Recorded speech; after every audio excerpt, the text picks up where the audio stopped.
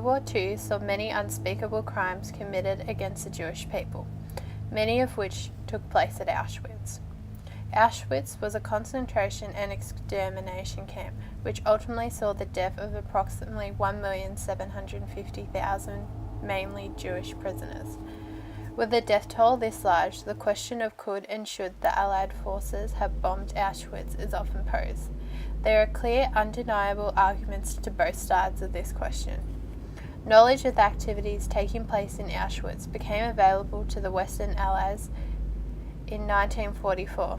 It was at this point that debate over what actions should have been taken place on Auschwitz began.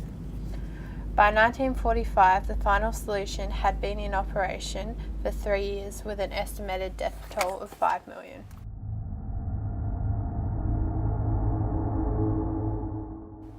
There are various reasons why Auschwitz could and should have been bombed. One of the primary justifications when considering bombing Auschwitz was to prevent the further extermination of European Jews. By destroying parts of Auschwitz, it was theorized that the extermination process may have also been slowed, potentially saving lives in the process. Bombing the gas chambers, however, may not have stopped deportations to the camps, and hence many people theorize that bombing Auschwitz adjacent railway station could have been effective. However, while bombing could have potentially saved some Jewish lives, there are various flaws in this action.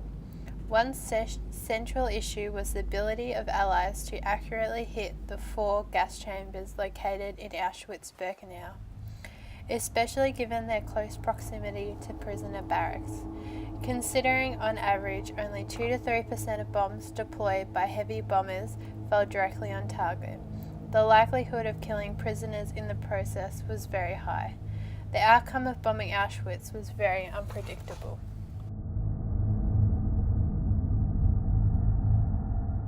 One might also conclude that bombing Auschwitz might as well have been achieving the Nazis' aims of exterminating all European Jews. The possible death toll was feared by Allied officials. There was also the possibility that the Nazis could use it as propaganda to influence Germans to further support their campaign.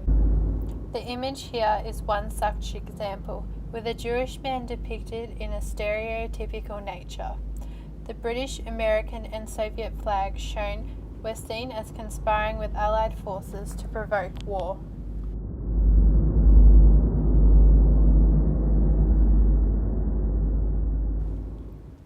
This point is notable as at various times during the Holocaust, Jewish leaders and councils wrote to the Allied forces requesting aerial action, but were turned down with arguments there would be doubtful efficiency. Bombing Auschwitz was not an aim or much of an interest for many of the Allied governments during the course of World War II. There has been speculation over how many lives would have been saved from taking action. Historian David Wyman believes as many as 150,000 people could have been saved. However, Wyman's harshest critics do not believe a single life could have been saved, concluding that the SS would have used an alternative method to carry out mass executions. As such, it may be safe to conclude that bombing Auschwitz would have had very little influence on the outcome of the Holocaust.